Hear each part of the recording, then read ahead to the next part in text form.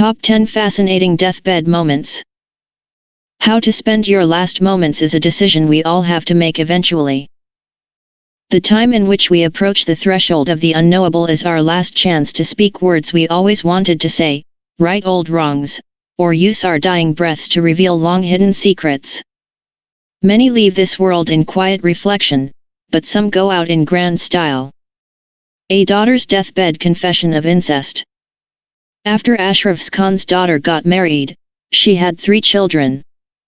The children had been born with a number of ailments, including the inability to feel pain, but her husband assumed that they were simply the victims of a genetic disease. Then, on her deathbed, his wife confessed that he was not their father at all. Her own father had impregnated her all 3 times, and DNA tests soon confirmed the unbelievable story. Her husband did not go to the police immediately because he wanted to keep acting as the children's father despite not being related to them. Ashraf Khan was also out of the country in Pakistan, and only returned 4 years later, when he was arrested for incest. The maximum sentence for incest in the UK, where the children lived, was 2 years. 3 counts means that Khan will serve 6 years in prison despite being 81 and in poor health. Despite the life-changing news, the children said they have even more respect for the man they still call father. Edward VIII pleads for his unfaithful wife's return. King Edward VIII, against the wishes of his family, abdicated his throne in order to marry Wallis Simpson, an American socialite who had been divorced twice already. Simpson, despite being engaged to Edward VIII, was in love with a man named Herman Rogers, the husband of one of her friends. While Rogers himself was already happily married, he did become a friend of Simpson and gave her away at her wedding. Rogers' wife eventually died, but he quickly remarried. Simpson called him the only man she ever loved, and her anger over his new marriage soon began to make Simpson and her now ex-royal husband's marriage crumble.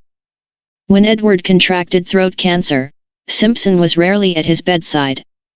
Edward was heard calling out for his wife on his deathbed, who was not ultimately there for him when he died. A Nazi's confession of treasure. The Nazis not only invaded much of Europe, they plundered whatever valuables they could find to finance their war. Sometimes they lined their pockets with literal gold. Ever since the 1945 discovery of looted Nazi riches in a salt mine near the town of Merkers, Germany, rumors have circulated that more undiscovered Nazi gold might be hidden across Europe. One Nazi soldier claimed on his deathbed to have played a part in hiding a train filled with stolen gold in Poland, which at the time had been part of Germany. 2 amateur archaeologists took him at his word. They investigated the area he directed them to and found evidence of an armored train buried beneath the surface. Yet when weeks of digging brought up nothing but dirt and a natural ice formation, the deathbed confession seemed to have proven nothing but a tall tale or, as the 2 archaeologists claim, a simple case of them digging in the wrong location. Regardless of the truth of the matter, the confession ended up doing a great deal of good for the town where the train was supposedly buried. The media frenzy brought in about $200 million to the locals, meaning that the Nazi confession did lead to a different kind of treasure. Andrew Jackson bucks the royal treatment. Andrew Jackson was a controversial figure even in his time. Although he claimed to be a president for the people, many accused him of acting as a tyrant. Whatever his motives for his acts during his presidency, though, Jackson's last wish was for him to be buried as an everyman, and not an emperor. As he lay dying, one of his friends told him that they had obtained the sarcophagus of Roman Emperor Alexander Severus. A great admirer of the former president, his friend believed that having the ornate coffin become Jackson's tomb would make it a pilgrimage spot for Americans. Jackson, however, thought that being laid in such an extravagant coffin would be abandoning his political beliefs. He wanted only to be buried in a plain manner. Although thousands did end up attending his funeral, in the end, the sarcophagus was given to the Smithsonian Institute instead of housing the remains of one of the United States' most hotly debated presidents. R&B singer reveals his sexuality. Kenny Green was the lead singer, songwriter, and producer for the 90s R&B band Intro. They had several successful songs, but out of fear of what confessing his bisexuality would do to the band's success, he kept quiet about who he truly was. Kenny, though, eventually contracted AIDS, which he battled for a long time before granting a deathbed interview where he opened up about his sexuality. Kenny had nothing to lose on his deathbed, which he arrived at due to complications from his disease. The partner who gave him the disease had been a carrier, Kenny knew, though he had not yet succumbed to the disease himself. Kenny bore him no ill will. He wanted his legacy to be one of openness and safety, as he warned others to both practice safe sex and be open about who they are. Chopin demands his heart cut out. Many people know Chopin as one of the greatest classical music composers of all time, but what most don't know is that he had a tragically short life. After contracting tuberculosis, Chopin's health degraded until he died at 39 years old. While laying in bed waiting for his approaching death, Chopin was very well aware of the possibility of being accidentally buried alive. It was a real risk at the time, and he was terrified of it. On his deathbed, Chopin devised a relatively simple plan to avoid that gruesome fate. He ordered his sister to have the surgeons cut out his heart after his presumed death, ensuring he actually did meet his end on the operating table. She honored his bizarre wish, and Chopin's heart was cut out, then placed in a jar of cognac to be preserved. Due to his final wish, modern doctors were able to diagnose his cause of death. Chopin's heart still exists, quite well preserved, with a fibrous material covering it that led doctors to pinpoint pericarditis, a complication of tuberculosis, as the cause of his premature death.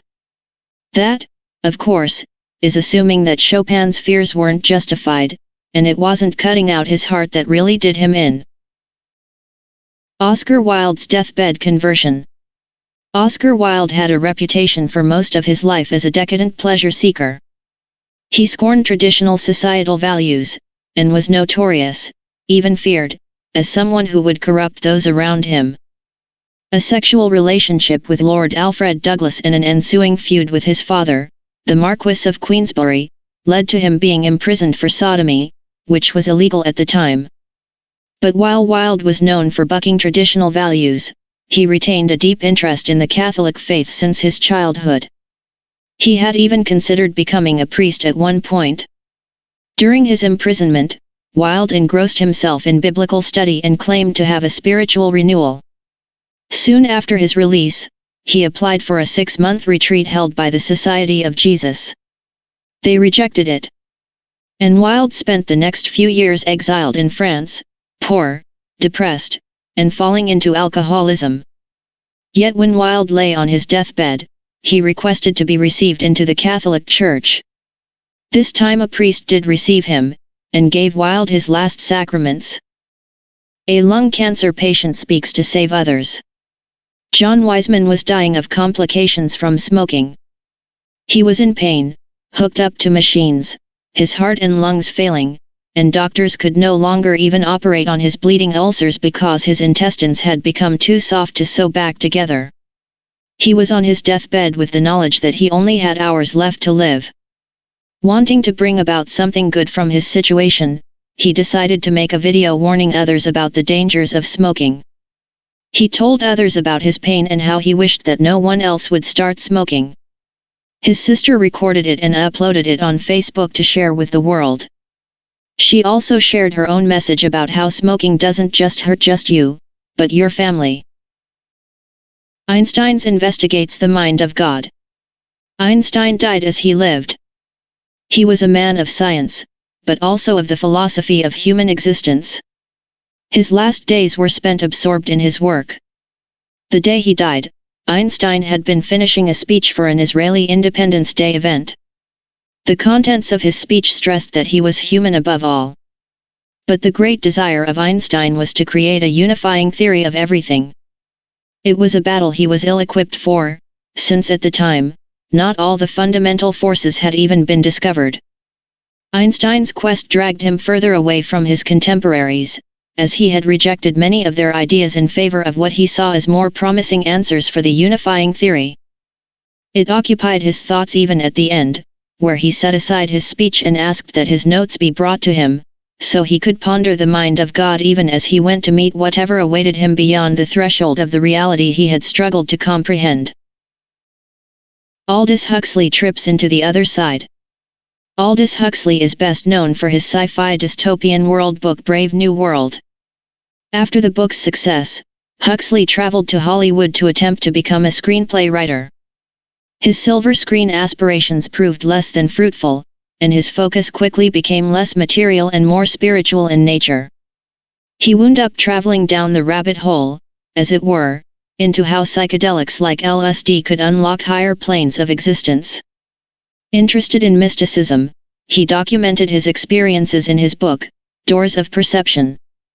When Huxley was on his deathbed dying from cancer, he asked his wife to give him a large dose of LSD. The doctor allowed it, since Huxley was so far gone at that point that it would make little difference in his death. He even offered to administer the injection himself, since his wife's hands were not steady enough to inject him. She did calm down enough to inject it herself, though. As for Huxley's last trip, so to speak, those with him as he passed said that the convulsions common during the final moments did not happen as usual, and his death was the most serene they'd ever seen under the circumstances.